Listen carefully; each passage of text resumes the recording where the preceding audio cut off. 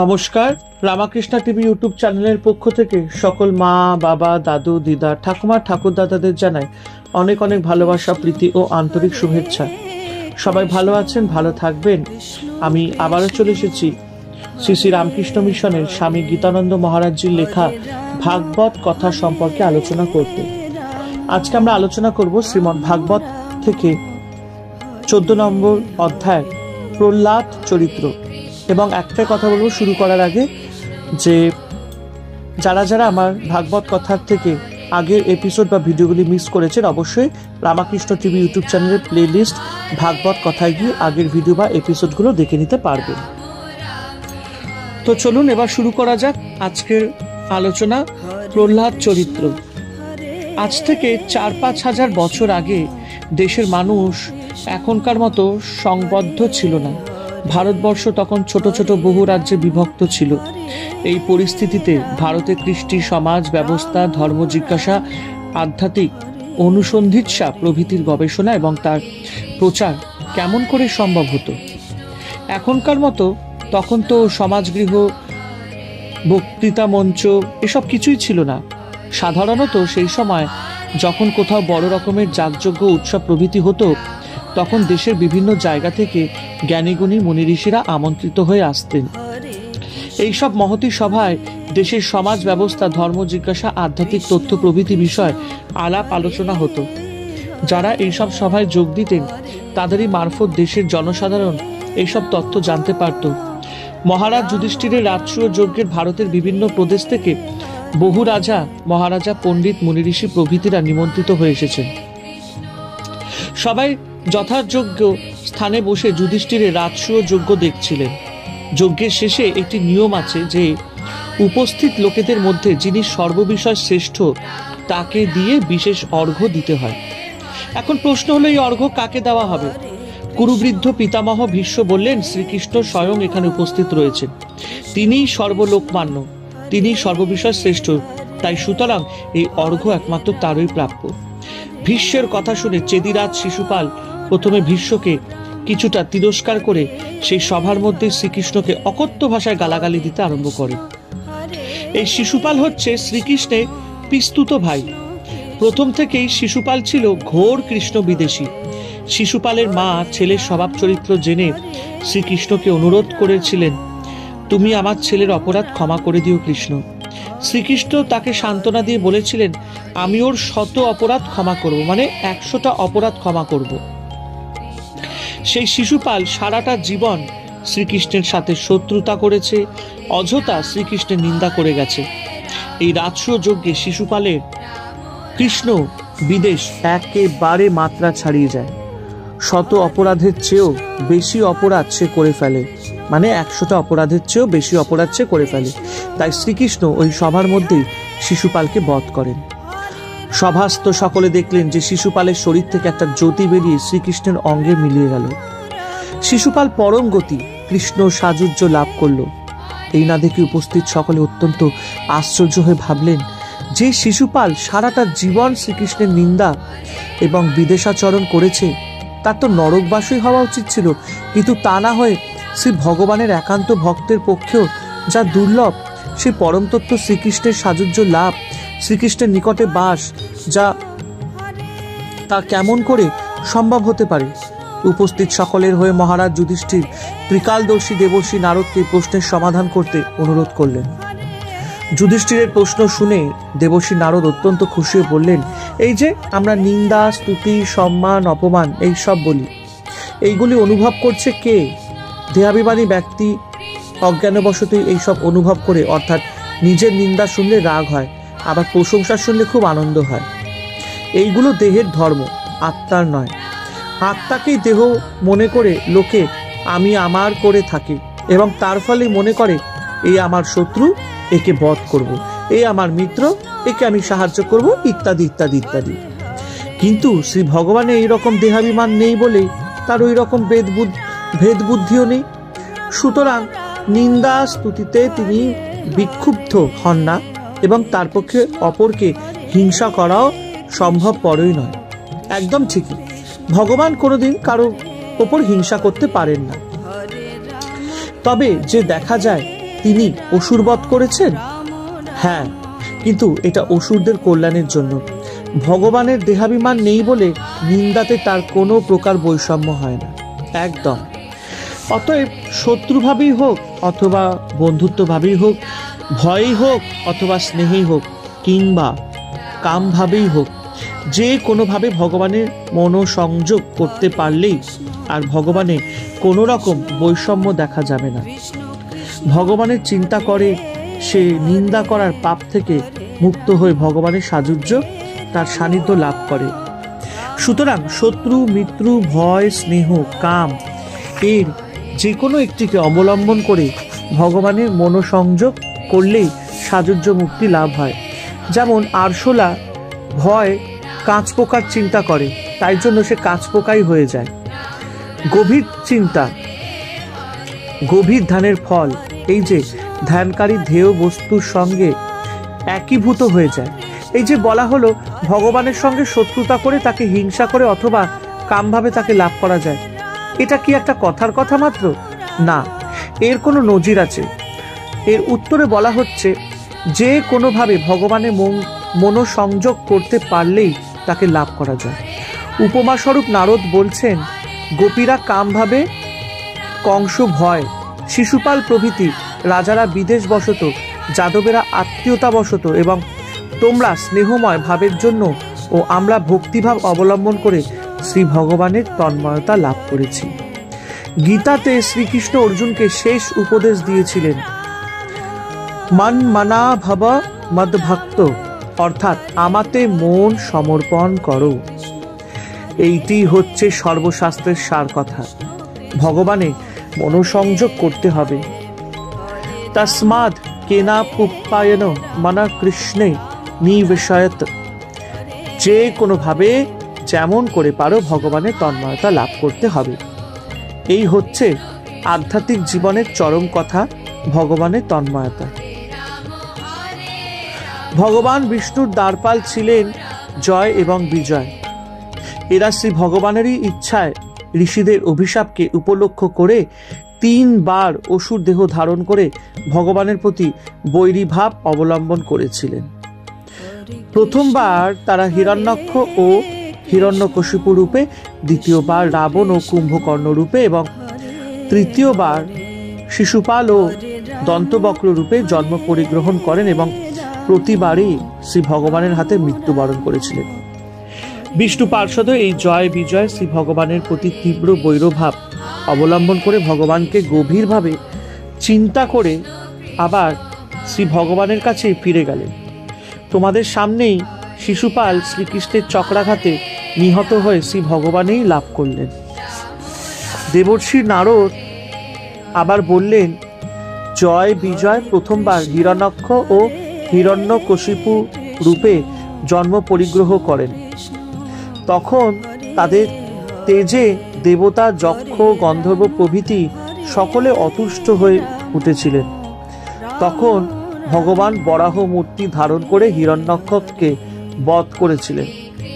হিরণ্যকশিপু তখন ভাতৃহন্তা শ্রীহরির প্রতি অত্যন্ত ক্রুদ্ধ হয়ে অসুরদের আহ্বান করে বললেন, শ্রীহরি সর্বত্র তুল্য ভাবাপন্ন, তার শত্রুমিত্র কোনো ভেদ নেই।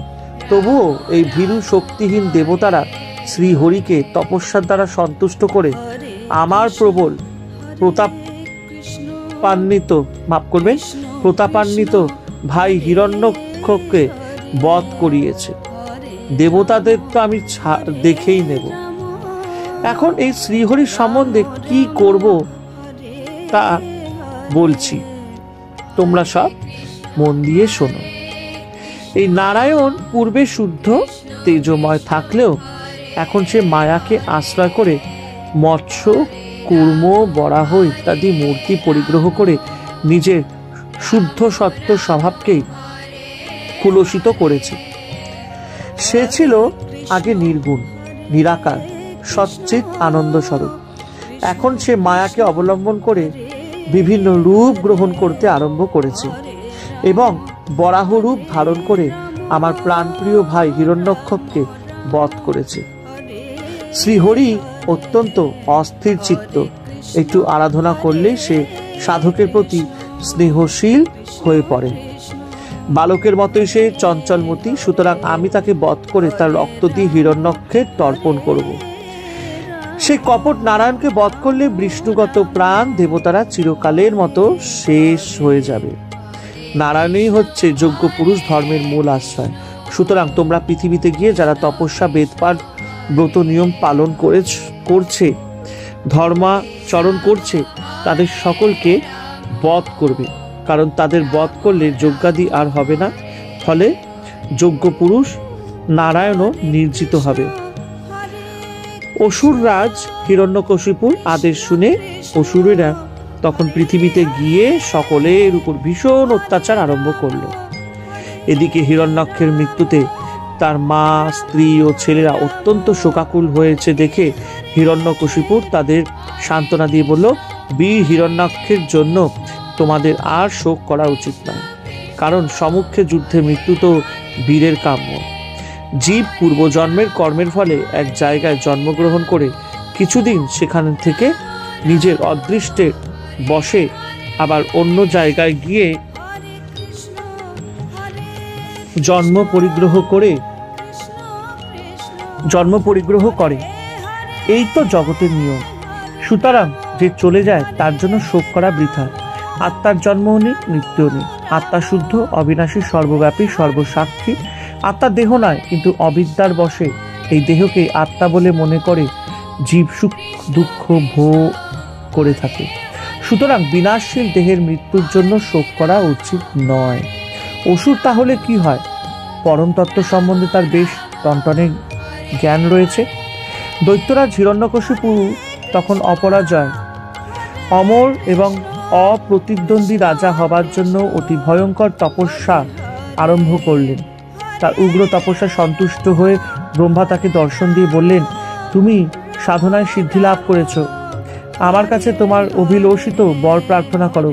হিরণ্যকশিপুর ইচ্ছা অমরত্ব লাভ করা, কিন্তু ভাবলেন যদি অমরত্ব বর প্রার্থনা করি তবে ব্রহ্মা বলবেন যে কল্প শেষে ব্রহ্মারও বিনাশ হয়।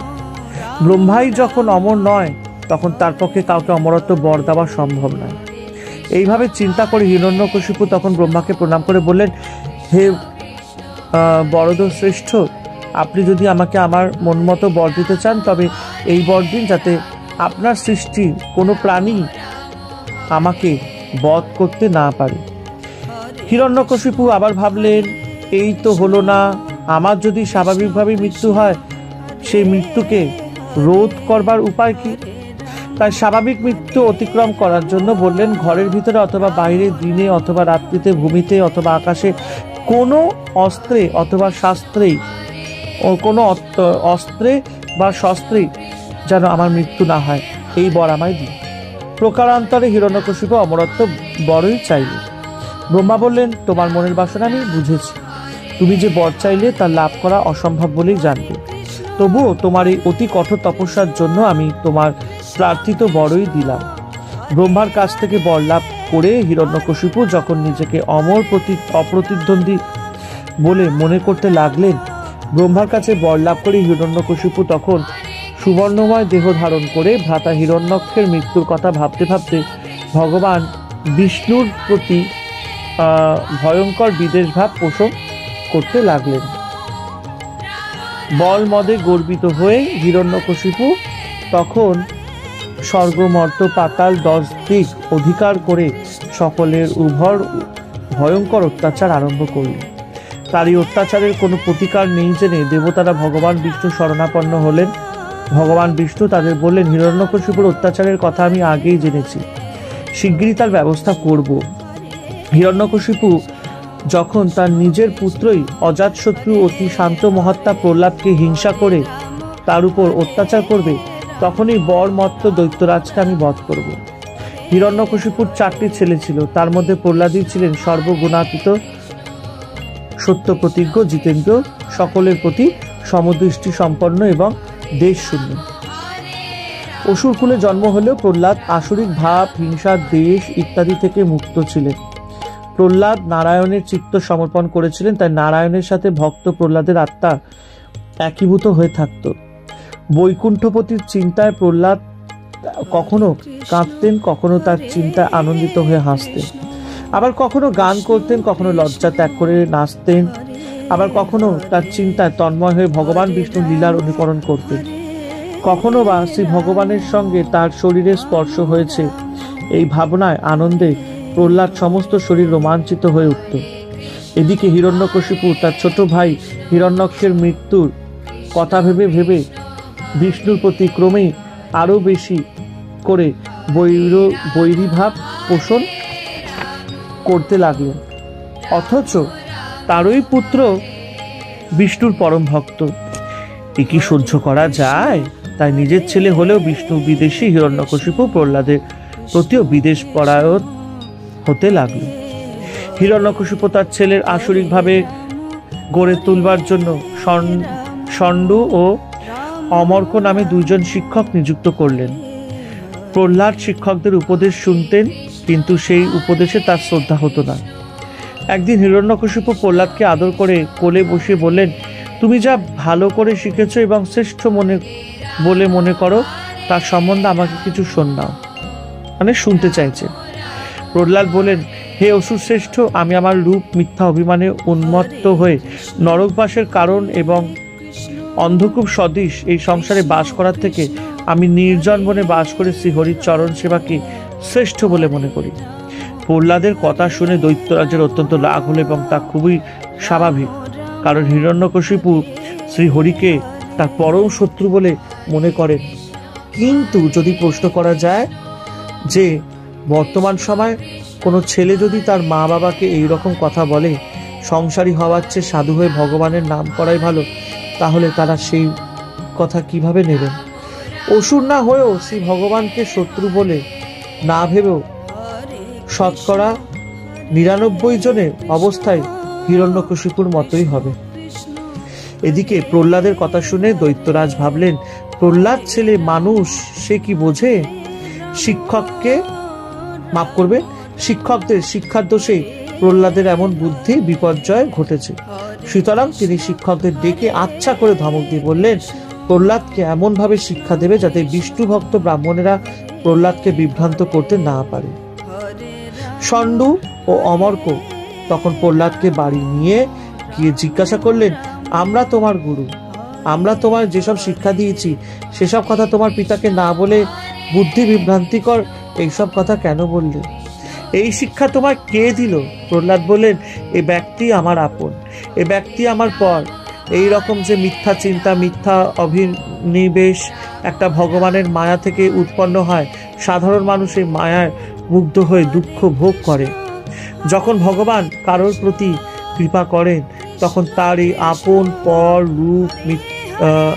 পর রূপ মিথ্যা অনিনিবেশ, মিথ্যা দেহাভিমান জনিত অসৎ বুদ্ধির নিবৃত্তি হয়। অবিদ্যাচ্ছন্ন জীব এই ভেদ বুদ্ধির জন্যই বাক্য মনের অতীত পরমাত্মাকে আপন পর বলে মনে করে। আমি জানি না কোন তপস্যার ফলে আমার এমন সৌভাগ্য হয়েছে যে শ্রী ভগবানেরই ইচ্ছা অনুসারে আমার মন সর্বদা তারই কাছে কাছে অবস্থান করে। প্রহ্লাদের কথা শুনে ষণ্ড ও অমর্ক অত্যন্ত ক্রুদ্ধ হয়ে তাকে ভর্ৎসনা করে আবার তাকে আসরিক শিক্ষা দিতে লাগলেন। প্রহ্লাদকে অত্যন্ত বুদ্ধিমান ও মেধাবী দেখে কিছুদিন পরে গুরুরা ভাবলেন যে প্রহ্লাদ এখন ঠিক তাদের শিক্ষা গ্রহণ করছে, তাই পুরস্কার লাভের আশায় তারা প্রহ্লাদকে তার পিতার কাছে নিয়ে গেলেন। প্রহ্লাদকে দেখে হিরণ্যকশিপু আনন্দিত হয়ে তাকে কোলে বসিয়ে জিজ্ঞাসা করলেন, এতদিন গুরুর কাছে যে বিদ্যা ভালো করে শিখেছ তার কিছুটা আমায় বলো।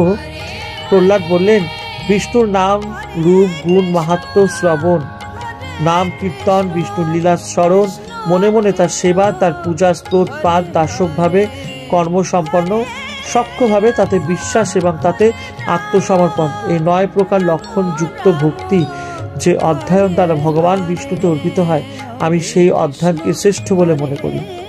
কিন্তু আমার গুরুর কাছ থেকে সেই রকম শিক্ষা পাবার সম্ভাবনা নেই। এই যে নবদা ভক্তির কথা বলা হলো, কায়মনোবাক্যে এর যে কোনো একটিকে অবলম্বন করে সাধন করলেই জীবের অভীষ্ট পরম পুরুষার্থ লাভ হয়, জীবের অভিষ্ট পরম পুরুষার্থ লাভ হয়।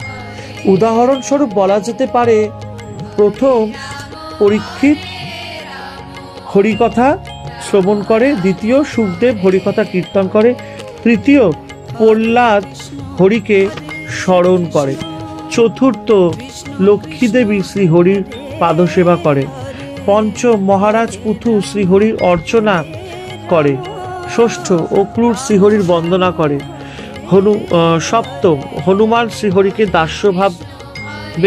দাস্যভাবে সেবা করে, অষ্টম অর্জুন হরি সখ্য সেবা করে এবং নবম মহারাজ বলি শ্রীহরিকে সর্বস্ব নিবেদন করে পরম পুরুষার্থ লাভ করেছে। প্রহ্লাদের কথা শুনে হিরণ্যকশিপু অত্যন্ত ক্রোধান্বিত হয়ে বললেন, যদি গুরুর কাছে থেকে এই রকম শিক্ষা পেয়ে না থাকিস তবে কি করে তোর এই দুর্মতি হলো? তখন প্রহ্লাদ বললেন, বিষয় স্পৃহাশূন্য মহান ব্যক্তিদের চরণ রেণুর দ্বারা অভিষিক্ত না হওয়া পর্যন্ত অনর্থের নিবৃত্তি হয় না। অর্থাৎ সংসার দুঃখ নাশক শ্রীহরির চরণ কমল স্পর্শের জন্য মতি হয় না। বেদে যে সমস্ত কাম্য কর্মের কথা বলা হয়েছে সেসব কাম্য কর্মের অনুষ্ঠান যথারীতি করলেও সংসার দুঃখের একমাত্র মহা ঔষধ শ্রী ভগবানের চরণ লাভ করা যায় না। গুরুর উপদেশে বেদাক্ত কাম্য কর্মের বিষয় জানলে কি হবে? সাধুসঙ্গই ভগবান বিষ্ণুর চরণ লাভের, সংসার বন্ধন থেকে মুক্ত হবার একমাত্র উপায়।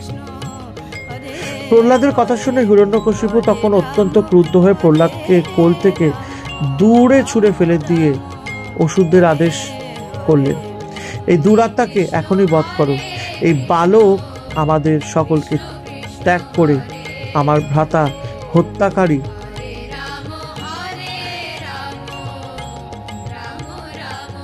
বিষ্ণুর চরণ সেবা করেছে। যে 5 বছরের বালক পিতামাতার স্নেহত্যাগ করে, শত্রুর উপাসনা করে, সেই কৃতঘ্ন দুর্বিনীত বালককে বিষ্ণু কেমন করে রক্ষা করে দেখি। দুষ্টু ইন্দ্রিয় যেমন সাধুকদের শত্রু, তেমনি এই পুত্ররূপী প্রহ্লাদও আমার পরম শত্রু। বিষ প্রয়োগে, খরা আঘাতে অথবা যে কোনো উপায় একে বধ করে। প্রহ্লাদ শ্রী ভগবানের চিত্ত সমর্পণ করেছেন, তাই তাকে বধ করবার সকল রকম চেষ্টায় ব্যর্থ হলো। এই দেখে দৈত্যরাজ হিরণ্যকশিপু অধ্যবদনে ভাবতে লাগলেন, অসীম বুদ্ধিসম্পন্ন ভয়হীন মৃত্যুহীন এই বালকের সাথে বিরোধ করতে হয় বা আমারই মৃত্যু হবে অথবা নাও হতে পারে, কিন্তু এখন এই বালককে নিয়ে আমি কি করি? দৈত্যরাজকে চিন্তামগ্ন দেখে ষণ্ড ও অমর্ক রাজাকে সান্ত্বনা দিয়ে বললেন, আপনি নিজের বাহুবলে ত্রিলোক জয় করেছেন, আপনার চিন্তার কি কারণ থাকতে পারে? শিশুদের চরিত্রের দোষগুণ বিচার্যের বিষয় নয়। যতদিন পর্যন্ত আমাদের পিতৃদেব আপনার গুরু শুক্লাচার্য ফিরে না আসছেন ততদিন পর্যন্ত একে বেঁধে রাখুন, যাতে শুরু মাফ করবেন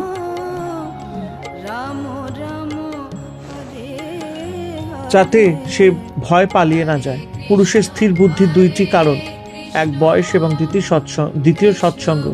প্রহ্লাদ একে বালক, তার উপর সৎসঙ্গের অভাব, সুতরাং তার তো বুদ্ধি বিভ্রম হতেই পারে। সেই জন্য আপনি ভাববেন না। ষণ্ড ও অমর্কের কথা শুনে হিরণ্যকশিপু তাদের বললেন, আপনারা ঠিকই বলেছেন, এই বালককে আপনারা নিয়ে গিয়ে যথোচিত রাজধর্মের উপদেশ দিন।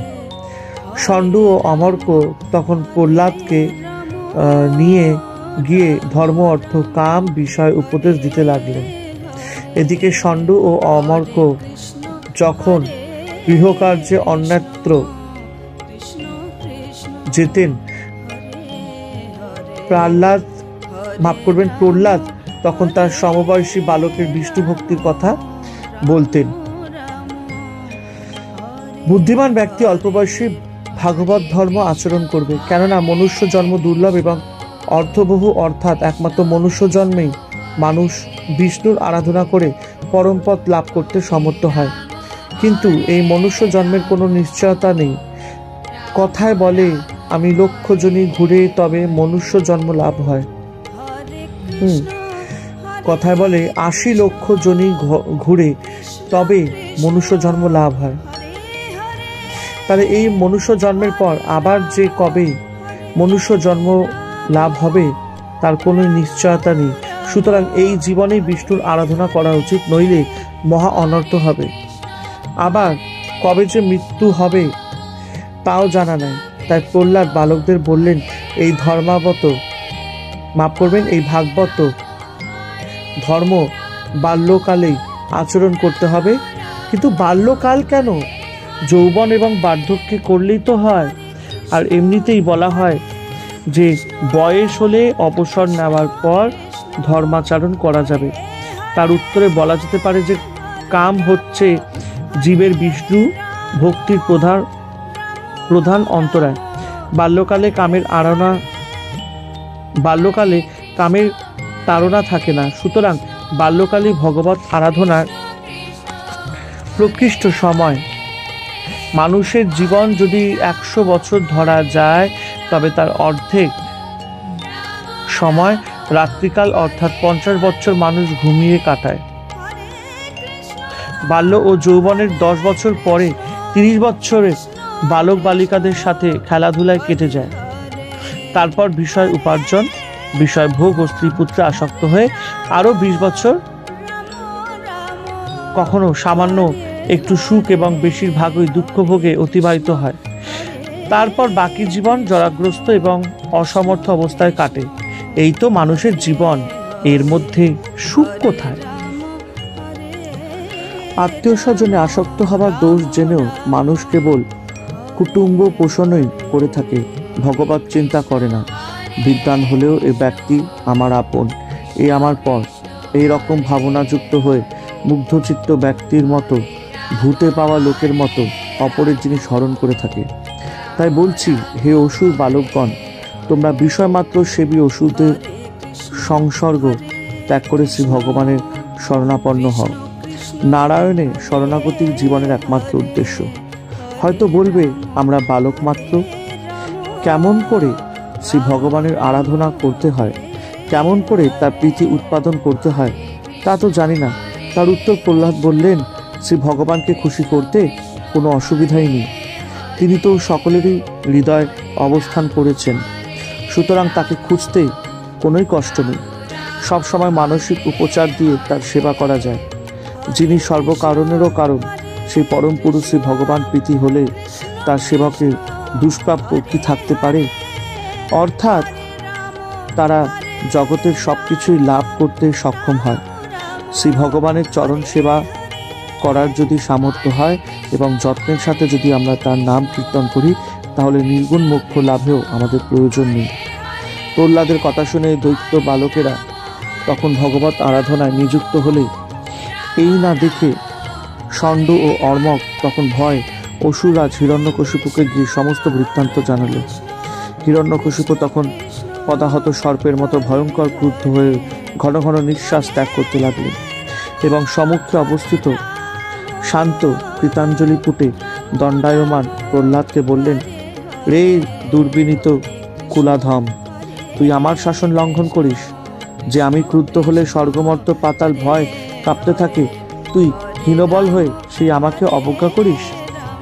প্রহ্লাদ তখন পিতাকে বললেন, হে মহারাজ, ব্রহ্মাদি দেবগণ, স্থাবর জঙ্গম জগতে যা কিছু আছে সবই ভগবান বিষ্ণুর বশীভূত। তিনি পরম পুরুষ, তিনি আমার আপনার এবং সকলের বল। তিনি তার শক্তির প্রভাবে এই বিশ্বের সৃষ্টি স্থিতি এবং প্রলয় করে থাকেন।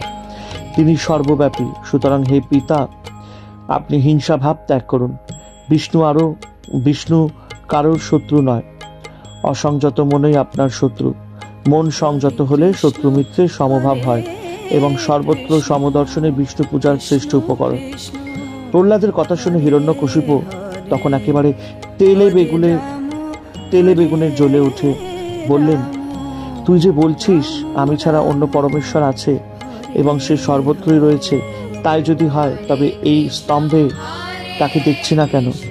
জেনে রাখ, আমি প্রকৃত ঈশ্বর। সে আমি এবার তোর অহংকার চূর্ণ করে তোকে বধ করব। তোর হরি পারে তো এবার তোকে রক্ষা করুক। এই বলে মহাবলী হিরণ্যকশিপু ভক্তশ্রেষ্ঠ প্রহ্লাদকে বারবার অস্ত্রঘাত করে। মহাবেগে ছুটে গিয়ে সেই স্তম্ভে ভীষণ মুষ্টাঘাত করলেন। তখন সেই স্তম্ভ থেকে অতি ভীষণ শব্দে হতে লাগলো। সে ভয়ঙ্কর শব্দে সমস্ত বিশ্ব ব্রহ্মাণ্ড ভয় থরথর করে কাঁপতে লাগলো। প্রহ্লাদ পূর্বে পিতাকে বলেছিলেন স্তম্ভে ভগবান আছে। প্রিয় ভক্ত প্রহ্লাদের সেই কথাকে সত্যে পরিণত করার জন্য এবং সর্বভূতে নিজের একত্ব প্রতিপন্ন করার জন্য শ্রী ভগবান তখন পশুও নয়, মানুষও নয়, সেই রকম অতি অদ্ভুত নরসিংহ মূর্তিতে স্তম্ভের ভিতর থেকে সভা মধ্যে দেখা দিলেন। সেই ভয়ঙ্কর নরসিংহ মূর্তি দেখে হিরণ্যকশিপু ভাবলেন, মায়াবী হরি এইভাবে তা আমার মৃত্যু ঠিক করেছে, দেখা যাক কে কাকে বধ করে। এইভাবে চিন্তা করে হিরণ্যকশিপু তখন নরসিংহকে বধ করার জন্য গদা হস্তে তার সামনে এসে উপস্থিত হলো। তখন সর্প যেমন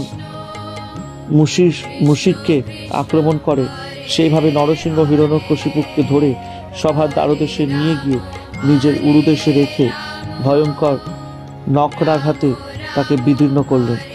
হিরণ্যকশিপু ব্রহ্মার কাছে বর প্রার্থনা করেছিলেন, মানুষ অথবা পশুর দ্বারা ঘরের ভিতরে অথবা বাইরে, ভূমিতে অথবা আকাশে, অস্ত্রে অথবা শস্ত্রে, দিনে অথবা রাত্রিতে যেন তার মৃত্যু না হয়। ব্রহ্মা তথাস্তু বলে বর দিয়েছিলেন। তাই শ্রী ভগবান মানুষও নয়, পশুও নয়, এইরূপ নরসিংহ মূর্তি ধারণ করে সবার ভিতরেও নয়, বাহিরেও নয়, সভার দ্বারদেশে, ভূমিতেও নয়, আকাশেও নয়, নিজের উরুদেশে দিনেও নয়, রাত্রিতেও নয়, সন্ধ্যার সময় অস্ত্রেও নয়, শস্ত্রেও নয়, মানে নখরাঘাতে দৈত্যরাজকে বধ করলেন। ভাগবতকার নৃসিংহদেব সেই অতি ভয়ঙ্কর মূর্তির বর্ণনা করা হয়েছে। দৈত্যবধে নৃসিংহদেবের চক্ষু অতি ভয়ঙ্কর রূপ ধারণ করেছিল। তার দিকে ভয় তাকানো যাচ্ছিল না এবং জিহ্বা দ্বারা তিনি বিকশিত মুখপ্রান্ত লেহন করছিলেন। কেশর ও মুখমণ্ডল রক্তে সিক্ত হয়ে অরুণ বর্ণ ধারণ করেছিল। হস্তি বধকারী সিংহের মতো হিরণ্যকশিপুর অস্ত্র নারী ভুঁড়ি দিয়ে মালা ধারণ করেছিলেন। এই রকম অতি ভয়ঙ্কর মূর্তিতে নৃসিংহদেব তখন হিরণ্যকশিপুর অনুচরদের সকলকে বধ করে অসুরকুল নিঃশেষ করলেন। আর কেউ প্রতিদ্বন্দ্বী যোদ্ধা নেই দেখে তিনি সভা মধ্যে উৎকৃষ্ট রাজসিংহাসনে গিয়ে উপবেশন করেছিলেন। যদিও শ্রী ভগবান তার তেজ সংবরণ করেছেন, তবুও অতি ক্রোধান্বিত ভয়ঙ্কর বদন বিশিষ্ট নৃসিংহদেবের কাছে গিয়ে কোনো ভক্তই তার সেবা করতে সাহস করলেন না। তখন ব্রহ্মা, শিব, ইন্দ্র প্রভৃতি দেবতারা দূর থেকে নৃসিংহদেবের স্তব করতে লাগলেন।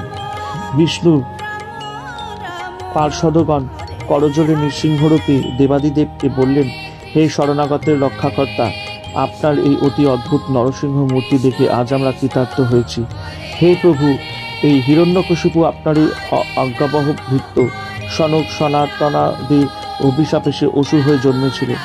আপনি যে আজ তাকে বধ করে আবার বৈকুণ্ঠে পাঠালেন, এ তো আপনার পরম অনুগ্রহ। ব্রহ্মাদি দেবতারা নৃসিংহদেবের ক্রোধ প্রশমনের জন্য লক্ষ্মী দেবীকে তার কাছে যেতে অনুরোধ করলেন, কিন্তু তিনিও এই অদৃষ্টপূর্ব ভয়ঙ্কর মূর্তির কাছে যেতে সাহস করলেন না। ব্রহ্মা তখন নিরুপায় হয়ে ভাবলেন,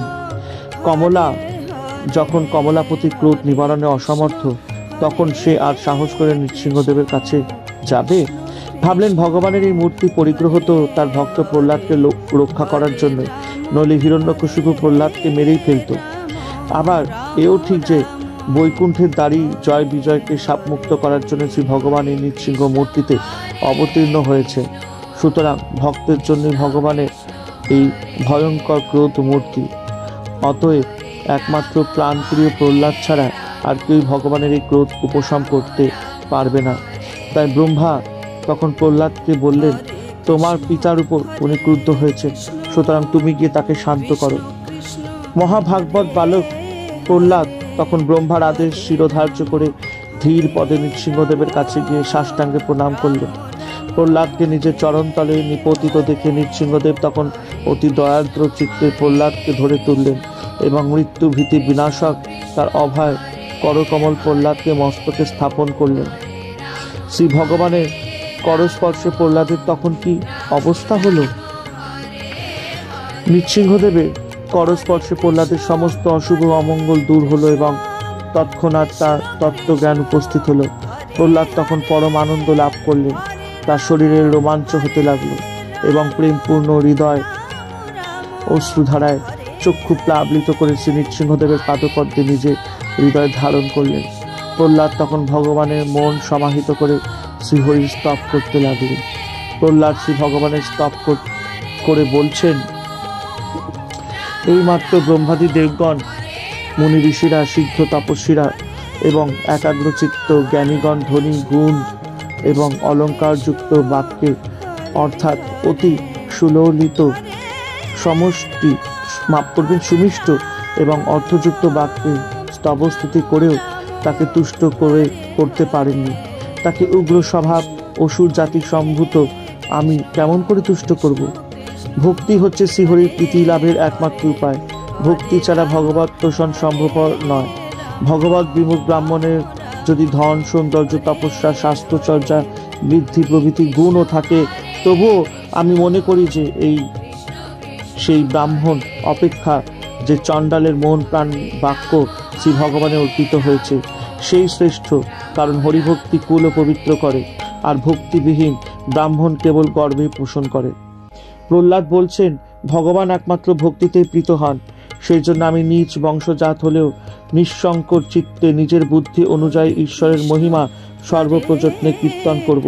কারণ অবিদ্যার বংশে সংসারে এসেও কেবলমাত্র ভগবানের মহিমা কীর্তন করেই মানুষ শুদ্ধ হয়, অর্থাৎ অবিদ্যা থেকে নিষ্কৃতি পেয়ে মুক্ত হতে পারে।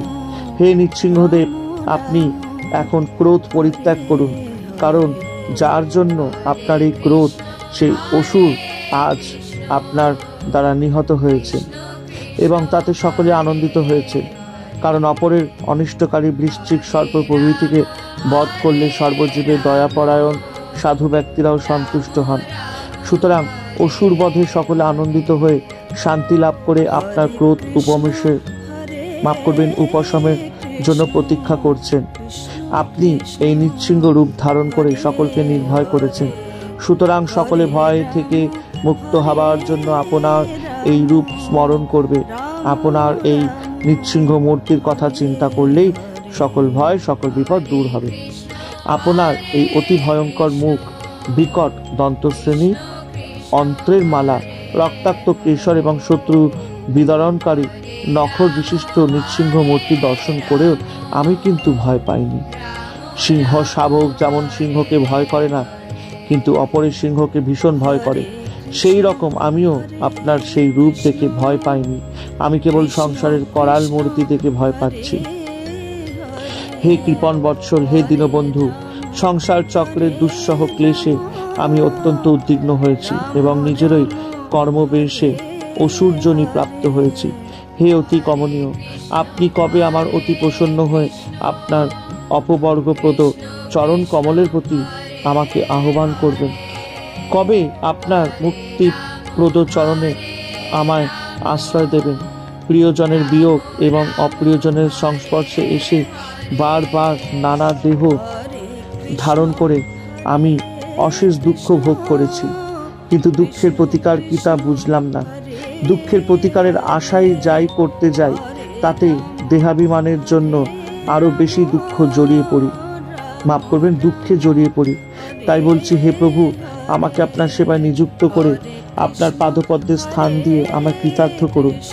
প্রশ্ন করা যেতেই পারে, ভগবত দাসে নিযুক্ত ব্যক্তির প্রারব্ধ জনিত দুঃখে নিরসনের উপায় কি? উত্তরে প্রহ্লাদ বলছেন, হে নৃসিংহদেব, আপনার পদযুগলকে আশ্রয় করেছে এমন মহাজ্ঞানী ভক্তজনের সঙ্গগুণে আমি রাগ, দেশ প্রভৃতি থেকে মুক্ত হয়ে প্রিয় বন্ধু এবং পরম দেবতার স্বরূপ আপনার মহিমময় লীলাকথা কীর্তন করে আপনার ভক্তের সঙ্গ লাভ করে সমস্ত দোষ মুক্ত হয়ে মহাদুঃখ সমূহ অতি শীঘ্রই অতিক্রম করব। এখানে দুঃখ নিবৃত্তির ক্রম বলা হয়েছে। ভগবৎ সেবার ইচ্ছা হলে ভগবানের কৃপায় ভক্ত সঙ্গ লাভ হয়। ভক্ত সঙ্গে রাগ, দেশের নিবৃত্তি, বিতরাগ হলে ভগবানের গুণকীর্তনে আগ্রহ হয় এবং তখনই সকল প্রকার দুঃখের নিবৃত্তি হয়। প্রহ্লাদ বলেছেন যে দুঃখ নিরসনের অনেক লৌকিক উপায় থাকলেও ভগবৎ কৃপা ছাড়া কিছুতেই কিছু হওয়ার নয়। পিতা মাতার দ্বারা সুরক্ষিত হয়েও শিশুর মৃত্যু হয়। উপযুক্ত ঔষধ প্রয়োগ করার পরেও রোগীর মৃত্যু হয়। নৌকা থাকা সত্ত্বেও মানুষ সমুদ্রে ডুবে মরে। সুতরাং দেখা যাচ্ছে আপনার কৃপাতেই হচ্ছে দুঃখ নিবৃত্তির একমাত্র উপায়। স্বর্গের দেবতাদের আয়ু, সম্পদ, ঐশ্বর্য বা সংসারের লোকেরা কামনা করে থাকে, সেসব আমি দেখে নিয়েছি। হে প্রভু, আমার পিতা হিরণ্যকশিপুর ক্রোধ এবং সাহস্য ভ্রুভঙ্গি দর্শন করে দেবতারাও ভয় কম্পিত হতো। আমার সেই প্রবল পরাক্রান্ত পিতা আপনার দ্বারা নিহত হয়েছেন। সুতরাং দেবতাদের পরমায়ু, স্বর্গের ঐশ্বর্য আমি সব দেখে নিয়েছি। ওতে কিছু নেই, ওসব আমার চাই না। কেবল দয়া করে আপনার পাদপদ্মে আমাকে আশ্রয় দিয়ে আমার ত্রিতাপ জ্বালা দূর করুন। হে ঈশ্বর, আমি রজ প্রকৃতি তমগুণে প্রধান অসুর কুলে জন্মেছি। আমি বা কোথায়, আর আপনার কৃপায় বা কোথায়? অর্থাৎ অসুর প্রকৃতি, আমি আপনার কৃপা লাভের একেবারে অযোগ্য। তবুও ব্রহ্মা, শিব ও লক্ষ্মী পর্যন্ত যা লাভ করতে সক্ষম হননি, আপনার সেই করকমল আপনি কৃপা করে আমার মস্তকে স্থাপন করেছেন। আপনার কাছে শত্রু, মৃত্যু, দেবতা, অসুর প্রভৃতিতে কোনো প্রভেদ নেই, কারণ আপনি সর্বত্র সমদর্শী। তবুও যে আপনি কাউকে অনুগ্রহ, কাউকে নিগ্রহ করেন, সেটা তাদের সেবার তারতম্যের জন্য, অর্থাৎ জীব তাদের কর্মানুসারে আপনার কাছে যে যেমন প্রার্থনা করে আপনিও তাদের সেই রকম অভিলষিত ফল প্রদান করে থাকেন। সুতরাং দেবতা ও অসুরে যখন আপনার তুল্য দৃষ্টি, তখন অসুর বলে আমার হতাশ হবার কারণ নেই। কামনাযুক্ত যোগ্য বস্তুর অনুসন্ধানে সংসার রূপ সর্পযুক্ত কূপে নিপতিত জনগণের অনুসরণ করতে গিয়ে তাদের সঙ্গবশত আমিও ওই কূপে পড়তে যাচ্ছিলাম। সেই সময় দেবর্ষি নারদ আমাকে নিজের করে নিয়ে মহামন্ত্র প্রদান করেন। সুতরাং হে ভগবান, সে আমি কেমন করে আপনার ভৃত্যের সেবা ত্যাগ করব? প্রহ্লাদ আরও বললেন, আমার অসংস্কৃত মন অত্যন্ত চঞ্চল। জিহ্বা মিষ্টি রসের জন্য, কর্ণ শব্দ সুখ উপভোগ করার জন্য, উদয় আহারের জন্য, নাসিকা গন্ধের জন্য, চক্ষু রূপের জন্য সর্বদাই লালায়িত। একটি উপমা দিয়ে নিজের অসহায় অবস্থার কথা বলেছেন। বহু পত্নীকে যেমন সকল পত্নীরা নিজের ঘরে নিয়ে যাবার জন্য বিভিন্ন দিক থেকে টানাটানি করে, সেরকম আমার ইন্দ্রিয় সকল বিভিন্ন দিকে আকর্ষণ করে আমাকে অতিষ্ঠ করে তুলেছে। কেবল যে আমারই এই অবস্থা তা নয়, সংসারে নিমজ্জিত সবারই এই অবস্থা। তাই করজোরে আমি আপনার কাছে প্রার্থনা করছি, সংসার তাপ ক্লিষ্ট সকলকেই আপনি উদ্ধার করুন। ব্রহ্মাণ্ডের সকলকে উদ্ধার করতে আপনার কিছুমাত্র প্রয়াস করতে হবে না, কারণ আপনি তো অনায়াসে এই বিশ্বের সৃষ্টি, স্থিতি এবং ধ্বংস করে থাকেন। তার তুলনায় সকলের উদ্ধার সাধন তো কিছুই নয়। তাছাড়া মূঢ় ব্যক্তিদেরও তো আপনি কৃপা করে থাকেন। সুতরাং হে আত্মবন্ধু, জগতের সকলকে আপনি কৃপা করে উদ্ধার করুন, এই আমার একান্ত প্রার্থনা। আর যদি সকলকে উদ্ধার করতে একান্তই রাজি না হন, তবে বলবো মূঢ় জনদেরই আপনি উদ্ধার করুন। আমার মতো যারা আপনার ভক্ত, তাদের উদ্ধারের প্রয়োজন বা কি? তারা তো আপনার নাম কীর্তন করে সংসার জ্বালা অতিক্রম করে পরম আনন্দেই অবস্থান করেন। হে পরমেশ্বর, দুস্তর ভববৈতরণী পার হতে আমি কিছুমাত্র উদ্বিগ্ন নই, কারণ আমি আপনার মহিমা কীর্তন রূপ মহা অমৃতে আমার চিত্তকে নিমগ্ন করে রেখেছি।